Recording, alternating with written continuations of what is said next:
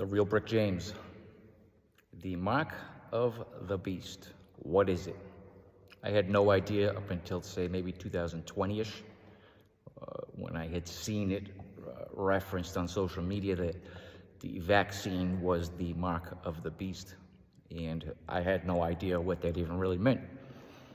And so it is going to be a challenge to actually get this down to a few minutes, because even though it only appears one time in Scripture, it is a deep subject to understand when it takes place during this 7-year tribulation period, right? That it takes place in the halfway point.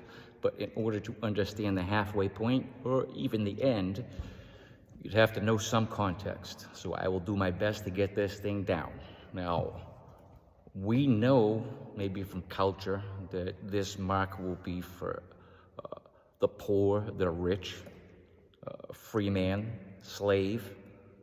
They'll be forced to get this mark. Without it, they shall not be able to buy or sell. And then it says, let him who has understanding calculate the number of the beast, or the number of a man, and that's 666.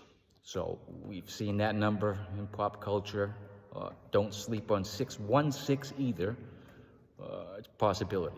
Now, in order to understand what the mark is and who or which beast we're speaking of, because at the time, on the next video when I'm actually going into what the mark is, one would have to know that it's the second beast. There's two different beasts.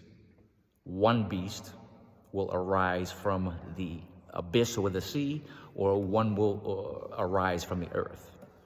So in order to actually understand what the mark is, one would have to understand the basics of a 7-year tribulation period.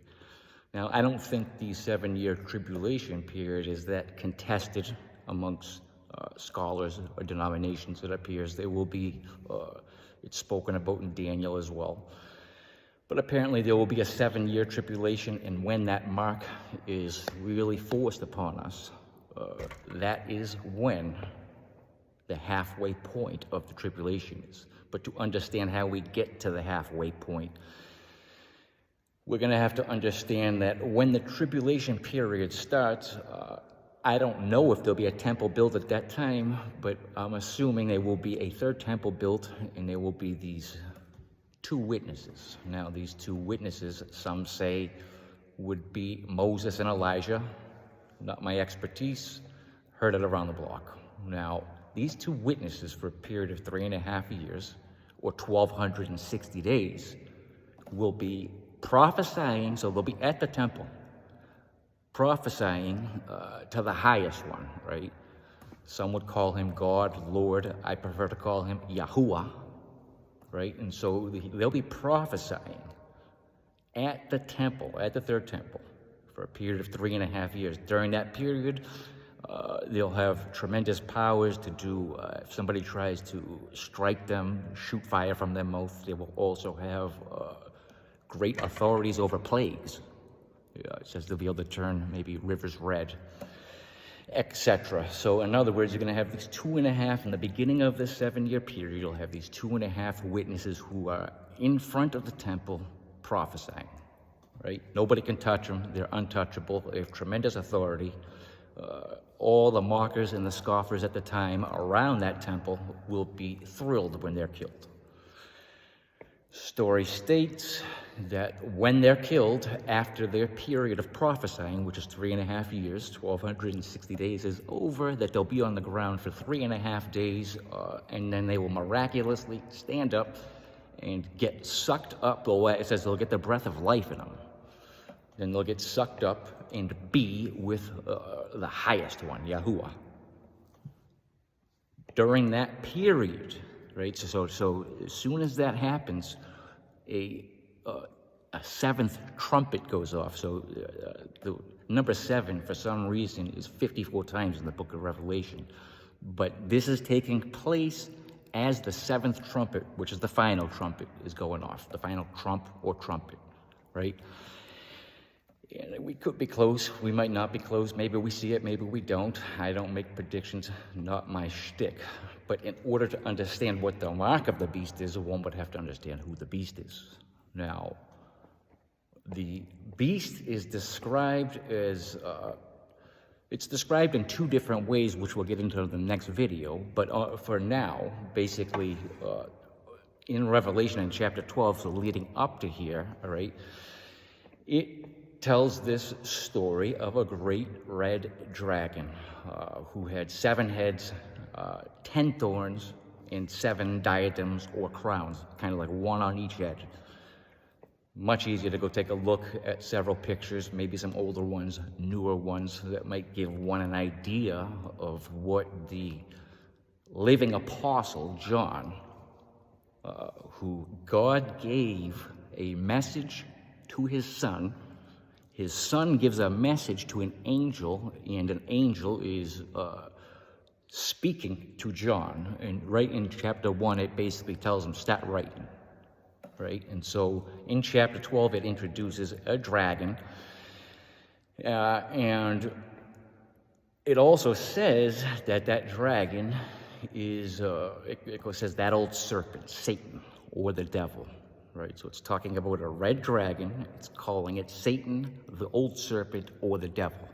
Right? And it says that with his tail, he wagged his tail, 1/3 of all the stars of heaven come falling to earth. What that means, I don't know. Maybe we see stars, maybe it's in reference because it talks about 1/3, so I've seen some scholars maybe say that it's in reference to the angels that are about to be cast down from heaven, as there's no more room for them.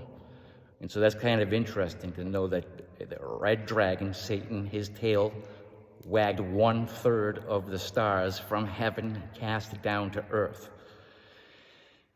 Also very important to see that chapter 12 describes kind of like 2 wars, a war on earth, and then it describes another war in the heavens. This war in the heavens takes place between Michael and his angels. And it also takes place between the dragon, Satan, and his angels. So imagine the Apostle John is seeing this in a vision, trying to write this down, a war in the heavens, talking about Michael fighting with Satan. And at the end of that battle, it says that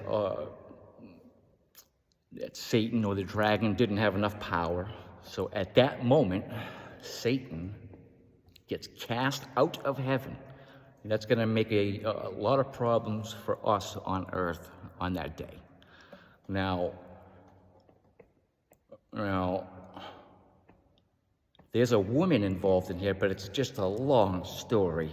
But nonetheless, the woman gives birth to a male child. And the dragon he gets enraged with this woman, her offspring, and her offspring are basically the ones who kept or obeyed the commandments of the Father through the Son into a living witness, John, who was writing this. And so, nonetheless,